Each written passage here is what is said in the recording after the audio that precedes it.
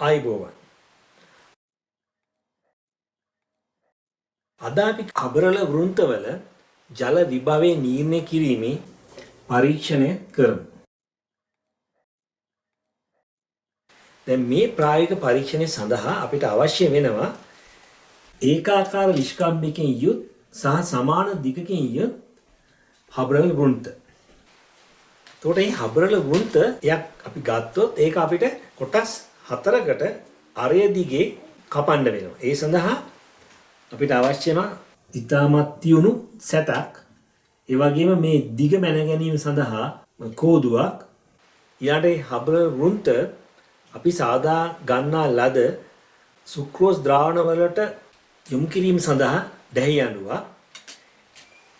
අපි මේ හබර වෘන්ත සුක්‍රෝස් ද්‍රාවණ වලට දාලා පැයකට විතර පස්සේ ඒවා ගන්නවා. ඒ ගත්තාන් පස්සේ අර ඒ හබර වෘන්ත වටේ රැඳෙන සුක්‍රෝස් ඉවත් කිරීම සඳහා අපිට අවශ්‍ය වෙන පෙරහන් කඩදාසි. අපිට හදා ගන්න වෙනවා මෙතෙන්දී මෞලිකතාවයේ එකක් වන සුක්‍රෝස් ද්‍රාවණය. ඒතර මේ ද්‍රාවණය සාදා ගැනීම සඳහා අවශ්‍ය වෙනවා සුක්‍රෝස්, ඊළඟට ආසුත ජලය. එතකොට ඒ ලබා ගන්න සුක්‍රෝස් කිරා ගැනීම සඳහා අපිට අවශ්‍ය වෙනවා මිනුම් තරාදියක්. ඊළඟට ඒ සාදා ගන්නා ද්‍රාවණ සාදා ගැනීම සඳහා අපිට අවශ්‍ය වෙන පිපෙට්ටුව, ඒ වගේම පිපෙට්ටුව ක්‍රියාත්මක කිරීම සඳහා අවශ්‍ය වෙන බල්බයක්. ඊළඟට ඒ සාදා ගන්නා එක් විවිධ සාන්ද්‍රණයේ යුත් සුක්‍රෝස් ද්‍රාවණ වෙන්වෙන්ම තබා ගැනීම සඳහා අපිට අවශ්‍ය වෙනවා පැහැදිලිව නම් කරන ලද මේ වගේ පරීක්ෂණ නල 6ක්. ඊළඟට ඒ පරීක්ෂණ නලවල තියෙන සුක්‍රෝස් ද්‍රාවණ දමා ගැනීම සඳහා විශාල ප්‍රමාණයේ මේ වගේ පෙට්‍රි ඩිෂස් අවශ්‍ය වෙනවා 6ක් පියන සමග. ඊළඟට අපිට සිද්ධ වෙනවා දැන් මේ පරීක්ෂණයේදී විවිධ සාන්ද්‍රණයේ යුත් සුක්‍රෝස් ද්‍රාවණ අපි හදනවා. ඒ හදන ද්‍රාවණවල සාන්ද්‍රණය විවිධයි. පළවෙනි එක තමයි 0.15 මවුල් සුක්‍රෝස් ද්‍රාවණයකින් මිලිලීටර් 20ක් හදා ගන්න ඕනේ. ඊළඟ 0.2 මවුල්. ඊළඟ 0.25 මවුල්. ඊළඟ 0.3 මවුල්. ඊළඟ එක 0.35 මවුල්. ඊළඟ එක 0.4 මවුල්. දැන් මේ වගේ ද්‍රාවණ 6ක් අපිට සාදා ගන්න වෙනවා. එතකොට මේ ද්‍රාවණ 6 සාදාගෙන ඒ එකිනෙකක් වෙන්ව තබා ගැනීම සඳහා යටින් අදාළ ද්‍රාවණයේ සාන්ද්‍රණය මේ වගේ කොළවල ලියලා පැහැදිලිව පෙන්වා දිය යුතු වෙනවා. විවිධ සාන්ද්‍රණයේ යුත් සුක්‍රෝස් ද්‍රාවණ 6 මම දැන් මේ විදිහට එතන හදලා තියෙනවා. දැන් මේ පරීක්ෂණයේදී අපිට අවශ්‍ය වෙනවා හබරල වෘන්ත වල මධ්‍ය ලක්ෂ්‍ය ලකුණු කර ගැනීම සඳහා මේ වගේ පෑන. ඊළඟට අපිට අවශ්‍ය වෙනවා ඒවා සුදු කොලයක් මත තියලා ඒ සුදු කොලේ ඒ හබරල වෘන්ත අපි අඳින්න වෙනවා මුලින්. ඒ සඳහා සුදු කොල අපිට අවශ්‍ය වෙනවා. හබරල එක කොටසක් අරගෙන අරය ඔස්සේ කොටස් 4කට පළලා ඒවා අපි ඒ සාන්ද්‍රණ යුත් සුක්‍රෝස් ද්‍රාවණ වල දානවා. දාලා අපි පැයක් තියනවා. පැයක් තියලා අපි ලබාගෙන පෙරහන් කඩදාසි ආධාරයෙන් තෙත මාතු කරලා අපිට ආපහු අර සුදු කොළ උඩ තියලා අඳින්න වෙනවා. ඇඳලා ඒ තියෙන කෝණය මැන ගන්න වෙනවා. මම ඒ ගැන වැඩි විස්තර පරීක්ෂණය කරන අතරතුර වන් කියලා දෙන්නම්. එතන ඒ කෝණය මැන ගැනීම සඳහා කෝණමානයක් අපිට අවශ්‍ය වෙනවා. ඒ වගේම පැන්සලක්, ඒ වගේම ප්‍රස්ථාර කඩදාසි අපිට අවශ්‍ය වෙනවා.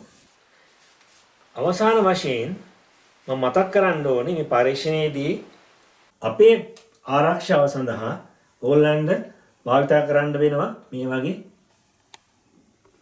කණ්ණාඩි දෙකක්. ඒ වගේම ග්ලව්ස් අතට භාවිත කරන්න වෙනවා. දැන් මම ඕගොල්ලන්ට කියලා දුන්නා මේ පරීක්ෂණය කර ගැනීම සඳහා අපිට අවශ්‍ය වෙන මූලික උපකරණ සහ ද්‍රව්‍ය. මම දැන් ඊළඟ පරීක්ෂණය ඔයගලන්ට එක්ක කරන්න බලාපොරොත්තු වෙනවා.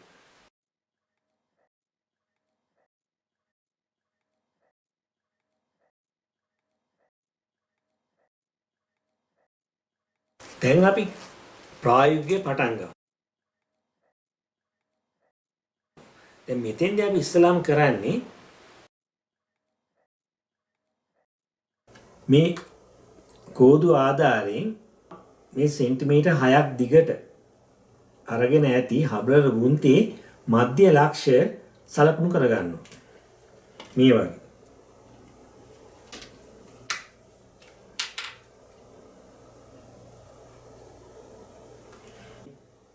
මේ මධ්‍ය ලක්ෂ්‍ය මම මෙහෙම සලකුණු කරගන්නවා මේ විදියට. දැන් ඊට පස්සේ අපිට සිද්ධ වෙනවා අරය ඔස්සේ මේක සමාන කොටස් 4කට කපා ගන්න මේ වගේ.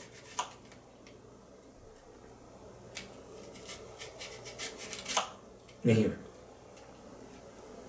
මේ පැත්ත අපි ඒ වගේම තම ප්‍රවේශමෙන් මේ කපන්න ඕනේ. මේ වගේ කපනවා. දැන් අපිට කොටස් 4ක් ලැබුණා. මේක පළවෙනි එක කියනකො. දැන් මේකේ මම මේ එක කෙලවරක් ගන්නවා A. මධ්‍ය ලක්ෂ්‍ය B. මේ ලක්ෂ්‍ය C. එතකොට මම මේක මෙහෙම තියලා ඇඳ ගන්න ඕනේ. මෙන්න මෙහෙම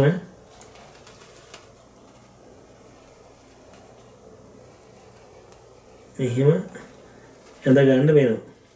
එතකොට මේ A, මේ B, මේ C.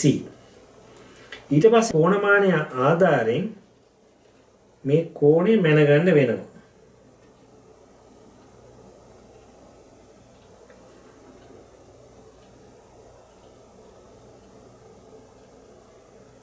මෙතන තියෙනවා අංශ 170. එතකොට මේ ABC කෝණය අංශ 170යි මේ පළවෙනි හබරල වෘන්ත කොටස. මේ ලැබිච්ච කොටස් ඒ විවිධ සාන්ද්‍රණ යුත් සුක්‍රෝස් ද්‍රාවණ වලට ගිල්වන්න. ඒ සඳහා මුලින්ම මම ලියා ගන්න මෙන්න මේ විදිහට. පළවෙනි එක තමයි 0.15 මවුල. ඒකේ මට තියෙනවා මේ වගේ හබරල් දඬු 4ක්. දැන් පළවෙනි එක, දෙවෙනි එක, තුන්වෙනි එක, හතරවෙනි. දැන් මම හිතුවා මෙන්න මේ විදිහට. දැන් මම පියන අයින් කරා. මේ සුක්‍රෝස් ද්‍රාවණය මම මේක ගිල්වනවා. මේ පළවෙනියෙන් තියෙන්නේ පළවෙනි එක. මේ විදිහට. ඊට පස්සේ මම තව එකක් ගන්නවා මේ විදිහටම. මම ඒකත් මෙහෙම තියාන අඳිනවා. එතකොට ඒකේ මධ්‍ය ලක්ෂ්‍ය මෙතන. B A B C. මම ඒක දෙවෙනියට ගිල්වනවා. ඊට මම තව එකක් ගන්නවා.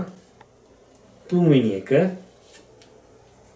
මේ වගේ මෙහෙම තියනවා. ඒ කොටස මම මෙහෙම අඳිනවා. එතකොට මෙතන B A B C. එතකොට ඒක තමයි තුන්වෙනි එක. දැන් මේ මගේ හතරවෙනි එක. මෙහෙම. එතකොට මධ්‍ය ලක්ෂ්‍ය තියෙන මෙතන. මෙහෙම මම අඳිනවා. මේ A B C. මේක මගේ හතරවෙනි එක. මම මේක මේ විදිහට ගිල්වනවා. ගිල්වනවා මේක වහනවා මේ විදිහට.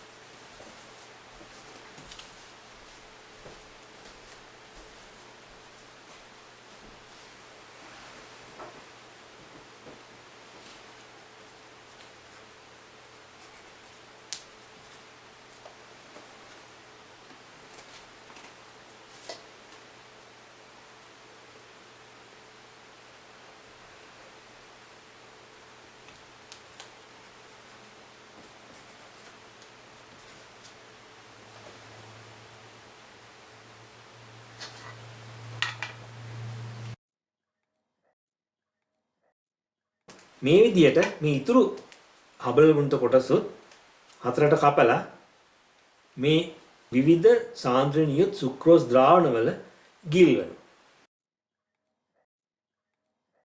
පැයක් විතර මේ ද්‍රාවණයේ මේ හබල් වෘන්ත කොටස් තියෙන්න ඉඩ හරිනවා.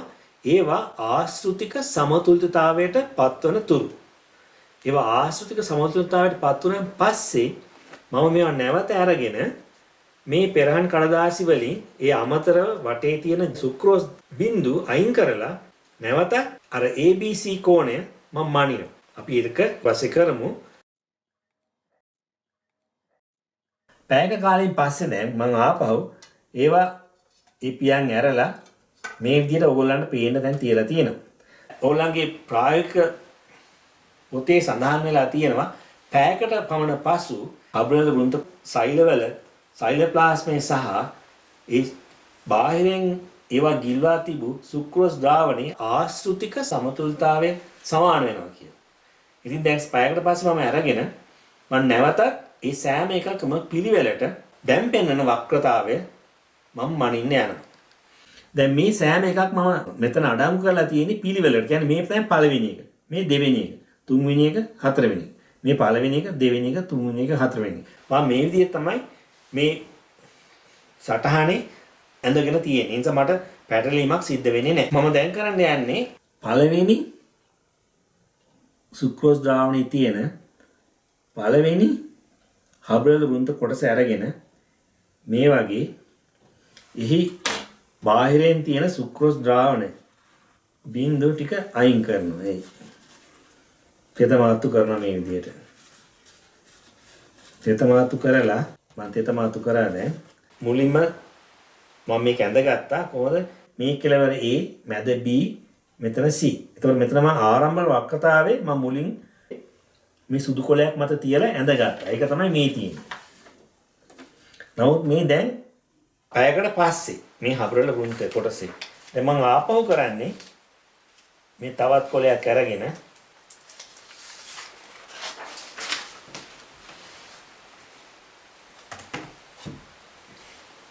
ඒක උඩ මේක තියලා දැන් පෙන්නන අවසාන වක්‍රතාවය මම මේකේ අඳිනවා මේ විදිහට.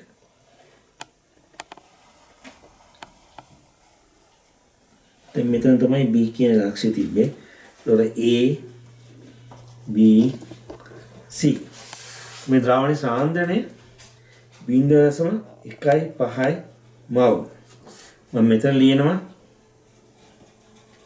අවසාන වක්‍රතාවය මේ මගේ පළවෙනි පිටුව. ඒතර මේ පළවෙනි එක.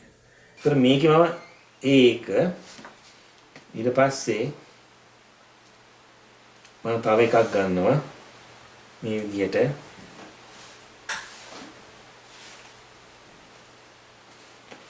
ඒකත් කලින් කිව්ව කරා වගේ තෙත මාතු කරනවා. ඒ අමතරව වටේට ඇඳලා තියෙන ඒ සුක්‍රෝස් ද්‍රාවණය මම ඉවත් කරනවා මේ වගේ. ඉවත් කරලා මේ දෙවෙනි එක මේ කොලේ මත තියලා සුදු කොලේ මත තියලා මම මෙහෙම අඳිනවා. මෙතන B, මෙතන මේ B, මෙතන A, මෙතන C, මේ දෙවෙනි එක. මේක අපෝ දාන්න. මේ තමයි අවසාන වක්‍රතාවය. මේ දැන් ඇඳ එක, මේ කලින් ඇඳ එක. දැන් මේ දෙක දිහා බැලුවමත් ඔකට පොඩි වෙනසක් පේනවා. දැන් මම පළවෙනි සුක්‍රෝස් ද්‍රාවණයේ තිබ්බ හබරල වෘන්ත කොටස් වල අවසාන වක්‍රතාවය මම මේ විදිහට අඳිනවා. දැන් ඒක ඉවරනම් පස්සේ මම ඉතුරු සුක්‍රෝස් ද්‍රාවණවල බහා තිබෙන හබරල වෘන්ත ඒ කොටස් විසින් පෙන්වන අවසාන වක්‍රතාවය මම මේ විදිහටම තෙත මාතු කරලා කොලේ උඩ තියලා ඇඳලා මනිනවා. මේ මැලීමට මම කෝණමානය භාවිතා කරනවා.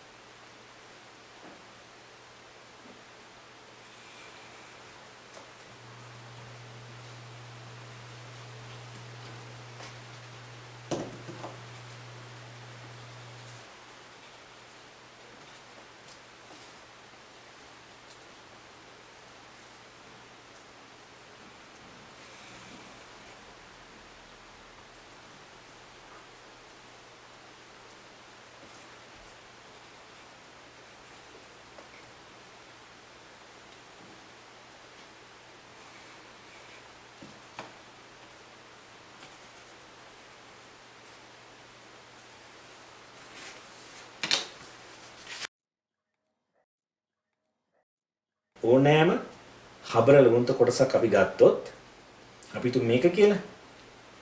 දැන් මේකේ ආරම්භක වක්‍රතාවය අපි දන්නවා. අවසාන වක්‍රතාවයත් අපි දන්නවා. ඒ නිසා අපිට පුළුවන් ආරම්භ වක්‍රතාවයත් අවසාන වක්‍රතාවයත් අතර තියෙන වක්‍රතා වෙනස ගණනය කරන්න. ඒතර ඒ වක්‍රතා වෙනසෙහි අගය ආරම්භක වක්‍රතාවයෙන් බෙදලා අපිට පුළුවන් 100න් වැඩි කරලා වක්‍රතා වෙනසේ ප්‍රතිශතය ගණනය කරන්න. ඒ හබරල කොටස තිබූ අදාළ සුක්‍රෝස් ද්‍රාවණයේ සාන්ද්‍රණය අපිට දැනගන්න පුළුවන්. ඒතර මේ දෙක අතර පස්තරයක් අපිට අඳින්න පුළුවන්. වක්‍රතා වෙනස මේ ප්‍රතිශතය y අක්ෂයේ සුක්‍රෝස් ද්‍රාවණයේ සාන්ද්‍රණය x අක්ෂයේ ලෙසගෙන අපිට ප්‍රස්ථාරයක් අඳින්න පුළුවන්. මේ ප්‍රස්ථාරයේ වක්‍රතාවයේ වෙනසක් නොවන සාන්ද්‍රණය අපිට ගණනය කරලා ඒ අනුසාරයෙන් අපිට අබ්‍රවෘන්ත කොටසේ ජල විභවය ගණනය කිරීමේ හැකියාවක් තියෙනවා. ඒ ජල විභවය ගණනය කිරීම සඳහා ඕගොල්ලන්ගේ ප්‍රායෝගික පොතේ 23 වෙනි පිටුවේ දීලා තියෙනවා වගුවක්.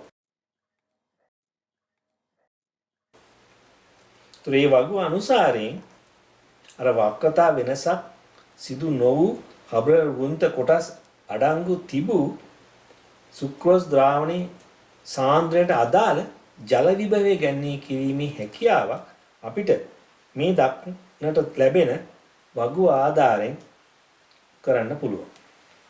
මම ඒක ඊළඟට ඕන කරලා පෙන්නනවා. අපි ලබාගත් ප්‍රතිඵල සියල්ලම මම මේ වගුවේ පැහැදිලිව සඳහන් කරලා තියෙනවා. මම දැන් මේ වගුව ඔයගලන්ට විස්තර කරන්න. මේ නම් කියලා කියන්නේ ඔයාලට මතකයි හබරල වෘන්ත කොටසක් අරගෙන ඒ වෘන්ත කොටස අපි අරය ඔස්සේ කෑලි 4කට කැපුවා. එතකොට සෑම හබරල වෘන්තයක් එහෙම කපපු නිසා අපිට සෑම සාන්ද්‍රණයක් සඳහාම වෘන්ත කොටස් 4 බැගින් ලැබුණා. ඒක තමයි මේ 4 ඒවා වශයෙන් සඳහන් කරලා තියෙන්නේ. ඊළඟට ඔයාලට මතකයි අපි සුක්‍රෝස් ද්‍රාවණ ශ්‍රේණියක් හැදුවා විවිධ සාන්ද්‍රණ වලින්. එතකොට ඒක පටන් ගත්තී 0.15 මවුල 0.2 මවුල විදිහට. එතකොට ඒක මම මෙතන පැහැදිලිව සඳහන් කරලා තියෙනවා ඒ විවිධ සාන්ද්‍රණ. ඊට පස්සේ අපි මොකද්ද කරේ? හබ්‍රල වෘන්ත කොටස් ඒ විවිධ සාන්ද්‍රණියොත් සුක්‍රෝස් ද්‍රාවණවල ගිල්වීමට පෙර ඒවා දැක්වූ ආරම්භක වක්‍රතා කෝණය මැන්. ඒ අගයන් තමයි මේ පැහැදිලිව මම දක්වලා තියෙන්නේ ඉනිෂියල් සර්කියුලර් ඇන්ගල් කියලා. ඊළඟට අපි මොකද්ද කරේ? මේ හබ්‍රල වෘන්ත කොටස් ඒ සුක්‍රෝස් ද්‍රාවණවල බහ පැයක කාලයක් තියලා පැයකට පස්සේ අපි ඒවා එළියට අරගෙන තෙතමාතු කරලා ඒ වෙලාවේ ඒවා දක්වන අවසාන වක්‍රතා කෝණය මැන්න. ඒක තමයි මේ ෆයිනල් සර්කියුලර් ඇන්ගල් කියලා දාලා තියෙන්නේ. එතකොට ඒ ලැබුව අගයන් තමයි මම මේ පැහැදිලිව එකක් පස්සේ එකක් මේ තීරුවේ සඳහන් කරලා තියෙන්නේ. ඊට පස්සේ අපි මොකද කරේ? අපේ ගාව තියෙනවා ආරම්භක වක්‍රතා කෝණ අගය, අවසාන වක්‍රතා කෝණ අගය. එතකොට ආරම්භක වක්‍රතා කෝණ අගයෙන් අවසාන වක්‍රතා කෝණ අගය අඩු කරපුවම අපිට ලැබෙනවා මේ වක්‍රතා කෝණ දෙක අතර වෙනස. ඒක තමයි මේ difference of circular angles කියලා මෙතන සඳහන් වෙන්නේ. ඒක මම පැහැදිලිව මේකක් පස්සේ එකක් පිළිවෙලට මෙතෙන් සඳහන් කරලා තියෙනවා. ඊට පස්සේ අපි මොකද කරේ? ආරම්භක වක්‍රතා කෝණය අවසාන වක්‍රතා කෝණයෙන් අඩු කරලා ඒ ලැබිච්ච අගය අපි බෙදුවා ආරම්භක වක්‍රතා කෝණ අගයෙන්. ඒක තමයි mean difference of the circular angles කියලා තියෙන්නේ. මම මේක පොඩ්ඩක් ආයෙත් කියලා දෙන්නම්. මෙතෙන්දී අපිට දැන් පේනවා initial circular angle කියන්නේ ආරම්භක වක්‍රතා කෝණ 4ක් තියෙනවා. මොකද අපි හබ්‍රල වෘන්ත කොටස් 4ක් භාවිත කරපු නිසා. ඒ නිසා මම මේකේ මධ්‍යමයේ අගය ගණනය කරා. ළඟට මෙතෙන්දී අපිට එනවා difference of circular angles කියන්නේ අර වක්‍රතා කෝණ වෙනස් අගයන් 4ක් කියනවා. ඒතර ඒකෙත් මම මධ්‍යමයේ ගත්තා. ඒතර ඒ මධ්‍යමයේ අගය මම බෙදුවා ආරම්භක වක්‍රතා කෝණ ඒ මධ්‍යමයේ. ඒක තමයි මේ සඳහන් කරලා තියෙන්නේ. ඒකට සෑම සාන්ද්‍රණයක් සඳහා මේ ලැබුව අගයන් මම මෙතන පැහැදිලිව සඳහන් කරලා තියෙනවා. ඊට පස්සේ අපි මොකද කරේ? මේ ලැබිච්ච අගය 100න් වැඩි කරා. 100න් වැඩි කරලා අපි ලබා ගත්තා වක්‍රතා වෙනසේ ප්‍රතිශතය. ඒ වක්‍රතා වෙනසේ ප්‍රතිශතය තමයි මේ percentage of mean difference of the circular angles කියලා දාලා තියෙන්නේ. එතකොට ඒ ලැබූ අගයන් මම මෙතන පැහැදිලිවම සඳහන් කරලා තියෙනවා. මේ අගයන් බැලුවොත් ඔයගොල්ලන්ට පේනවා සමහර ඒවා අඩු වෙලා තියෙනවා. නමුත් සමහර ඒවා වක්‍රතාවය වැඩි වෙලා තියෙනවා. දැන් ඔයාලට තේරෙනවද මොකද එතන වෙලා තියෙන්නේ කියලා? වක්‍රතාවය අඩු වෙලා තියෙනවා කියන්නේ ඍණාගයන් වලට යනවා කියන්නේ අර සෛල ශූන්‍ය වෙලා තියෙනවා. මුල් තුනේ අපිට ඒක පැහැදිලිව දකින්න. දැන් අවසාන තුනේ අපිට මොකද්ද පේන්නේ? ඒ අගය වැඩි වෙලා. ඒ කියන්නේ සෛල විශූන්‍ය වෙලා. ඒතර මෙන්න මේ තුනේ සෛල විශූන්‍ය වෙලා. ඒතර ඇත්තටම අපිට දැන් හොයාගන්න ඕනේ හබ්‍රල වෘන්ත කොටස් වල ඒ වක්‍රතා කෝණය වෙනස් නොවුණු අවස්ථාව. දැන් ඒක අපිට මෙතනින් හොයන්න අමාරුයි. ඒ නිසා අපිට ප්‍රස්ථාරයක් ගොඩනගන්න වෙනවා. ඒ ප්‍රස්ථාරයේදී අපි මොකද්ද කරන්නේ? මෙන්න මේ අගයන් අපි y අක්ෂයටත් මේ සුක්‍රෝස් ද්‍රාවණ සාන්ද්‍රණයේ x අක්ෂයටත් භාවිත කරලා ප්‍රස්ථාරයක් අඳිනවා. දැන් අපි ඊළඟට ඒ ප්‍රස්ථාරය බලමු. අපි ලබාගත් දත්ත අනුසාරයෙන් ඇඳ ප්‍රස්ථාරය තමයි මේ ඔයගලන්ට දකින්න ලැබෙන්නේ. එතකොට මේ නිල් පාටට මම පැහැදිලිව ඒක දක්වලා තියෙනවා. ඒ ලක්ෂ්‍යවල අගයන් මම මේ ප්‍රස්ථාරයේම සඳහන් කරලා තියෙනවා. ඔයගලන්ට පැහැදිලිව දැකීම සඳහා. දැන් මේ ප්‍රස්ථාරය අපි විස්තර කරමු. මේ තමයි ඔයගොල්ලෝ දන්නවා x අක්ෂය. ඒතර x අක්ෂයේ තියෙන මොකක්ද? සුක්‍රෝස් ද්‍රාවණයේ සාන්ද්‍රණය. මේ තියෙන්නේ concentration of sucrose solution කියලා තියෙනවා. ඊළඟට මේ තියෙන්නේ y අක්ෂය. එතකොට y අක්ෂයේ අපි ඇඳලා තියෙන්නේ හබ්‍රල වෘන්ත කොටස් දක්වපු මධ්‍යන වක්‍රතා වෙනසෙහි ප්‍රතිශතය. ඒක තමයි මේ අපි දක්වලා තියෙන්නේ. percentage of mean difference of circular angle of alocasia leaf stalks කියලා මම සඳහන් කරලා තියෙනවා. දැන් අපි මේ ප්‍රස්ථාරය බැලුවොත් ඔයගොල්ලන්ට පේනවා වක්‍රතා වෙනස අඩුවීමක් සිද්ධ වෙලා තියෙනවා පළවෙනි ද්‍රාවණ තුනේදී. ඒ කියන්නේ 0.1 0.2 0.25 කියන සුක්‍රෝස් ද්‍රාවණවල බහා තිබ්බ හබ්‍රල වෘන්ත කොටස් වල වක්‍රතාවෙහි වෙනස අඩුවීමක් සිද්ධ වෙලා තියෙනවා. ඊළඟට සුක්‍රෝස් ද්‍රාවණවල සාන්ද්‍රණය 0.3 0.35 0.4 කියන ද්‍රාවණවල බහා තිබූ හබ්‍රල වෘන්ත කොටස් වල වක්‍රතාවේ වැඩිවීමක් පෙන්වලා තියෙනවා. දැන් මේ උගන්ට එක පේනවා. එතකොට හබ්‍රල වෘන්ත කොටස් වල වක්‍රතාවයේ වෙනසක් ඇති නොවුණු අවස්ථාවට හොයාගන්න පුළුවන් මෙන්න මේ රේඛාව මේ x අක්ෂය ඡේදනය කරන ස්ථානය. ඒ ස්ථානෙන් මම පැහැදිලිව දම් පාට ඊතලකින් ඔයගොල්ලන්ට පෙන්නලා තියෙනවා.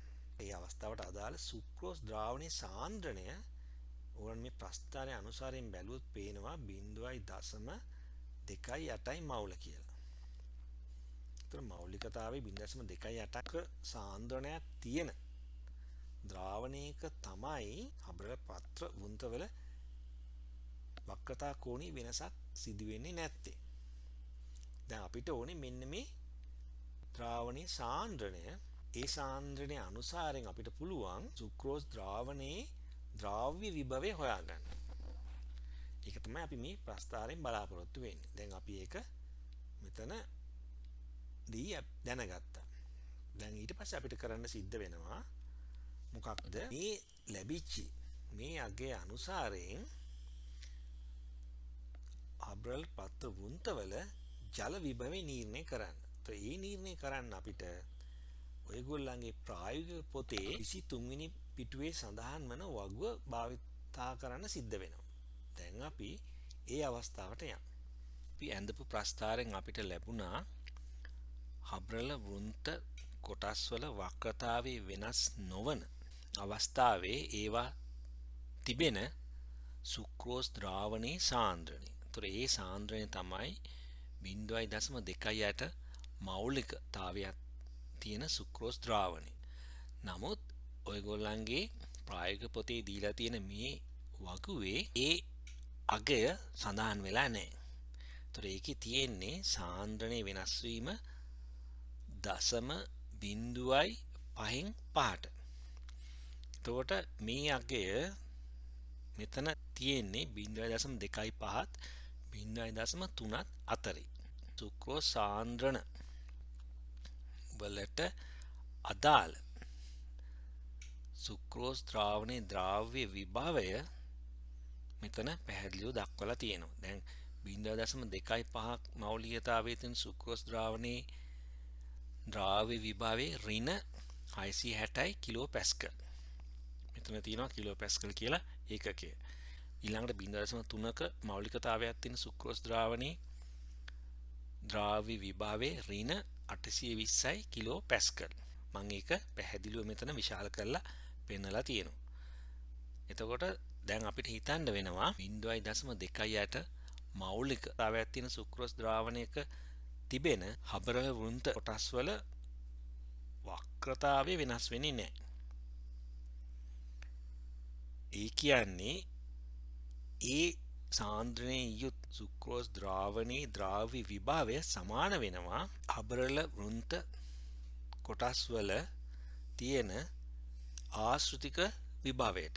එහෙම නැත්නම් ජල විභවයට. එතනින් අපිට දැනගන්න පුළුවන් වෙනවා හබරල වෘන්ත කොටස් වල තියෙන ආශ්‍රිතික විභවය. එහෙම නැත්නම් ජල විභවය. ඉතින් මේක තමයි මේ ප්‍රස්ථාරයේ අනුව ඔයගලන්ට ලබා ගන්න පුළුවන් අගය. නමුත් ඔයගලන්ට මීට වඩා මේ ගැන හදාරන්න අවශ්‍ය නම් දැනගන්න අවශ්‍ය නම් ඔයගලන්ට පුළුවන්. හැබැයි මේක විශේෂ නිර්දේශය නැහැ. ප්‍රායෝගිකව කරන්න කියලා නැහැ.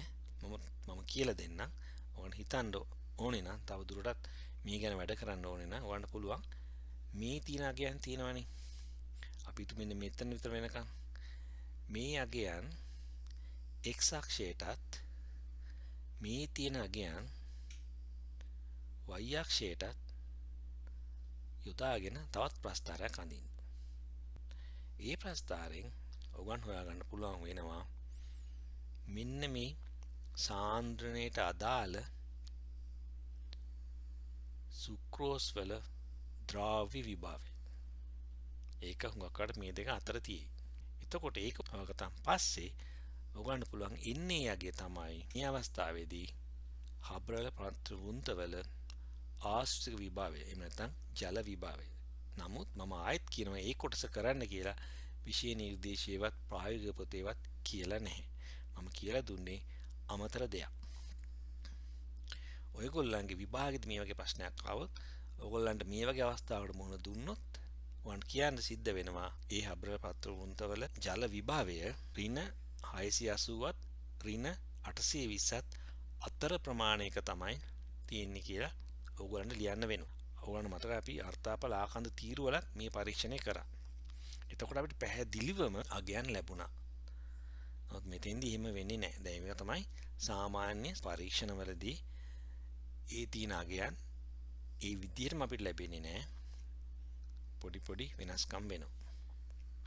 දැන් මම හිතනවා ඔයගොල්ලෝ හබරල පත්‍ර වෘන්ත කොටස් වල ජල විභවය එහෙම නැත්නම් ආශ්‍රිත විභවයේ නිර්ණය කිරීමේ පරීක්ෂණය හරියාකාරව නිවැරදිව පැහැදිලිව හොඳින් ඉගෙන ගත්තා කියලා. දැන් අපි ඊළඟට මේ හා සම්බන්ධ ප්‍රශ්න කිහිපයක් කරමු.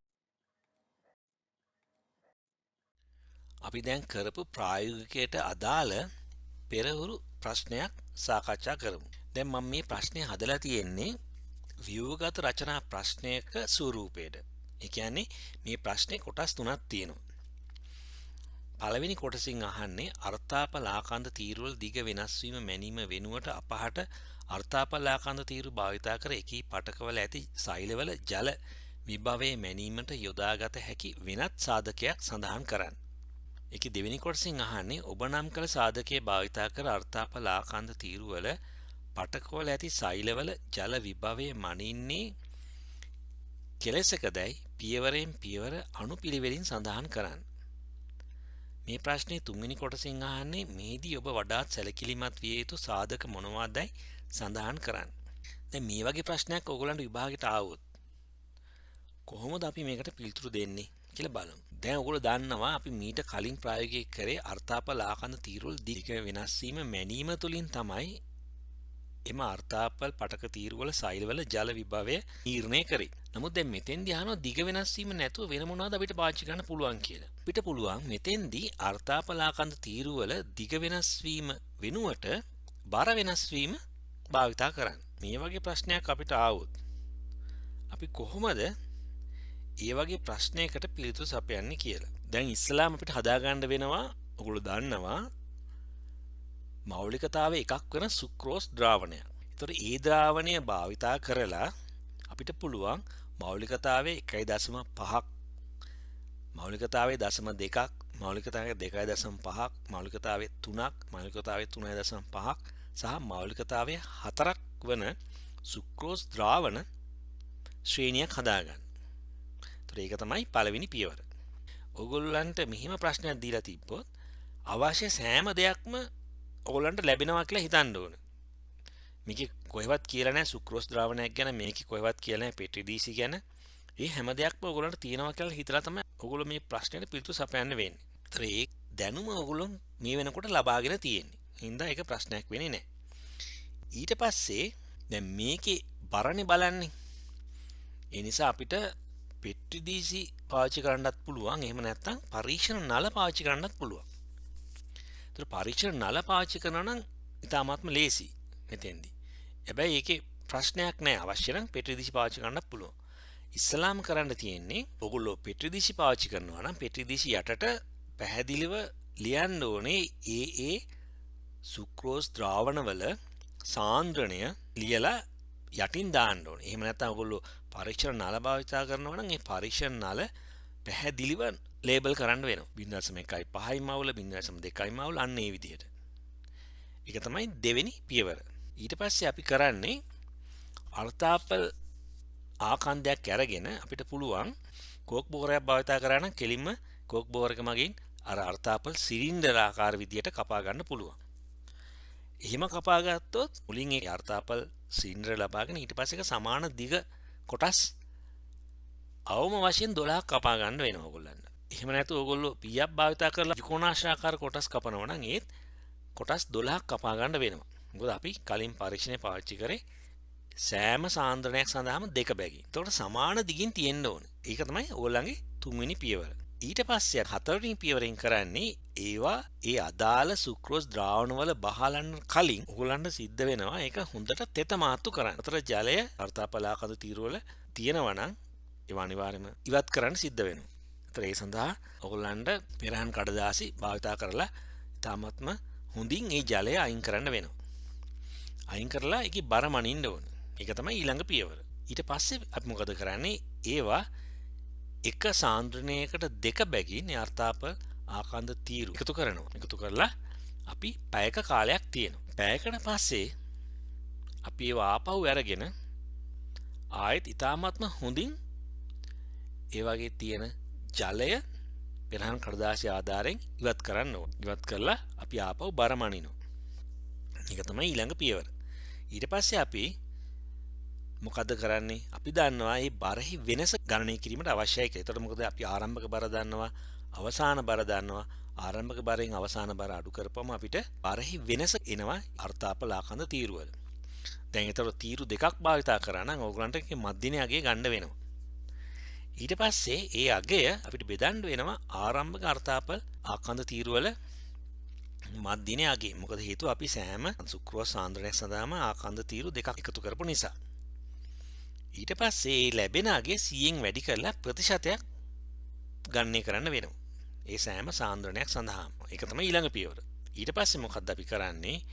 ඒ ලැබිච්ච අර්ථාපල් ආකන්ද තීරුවල බර වෙනස් වීමේ මධ්‍යන ප්‍රතිශත අගය අපි y අක්ෂයටත් අපි භාවිතා කරපු සුක්‍රෝස් ද්‍රාවණ සාන්ද්‍රණ x අක්ෂයටත් යොදාගෙන අපි ප්‍රස්ථාරයක් ඇඳලා අර්ථාපල ආකන්ද තීරුවල බර නොවෙනස්ව තිබූ සුක්‍රෝස් ද්‍රාවණයේ සාන්ද්‍රණය හොයාගන්නවා.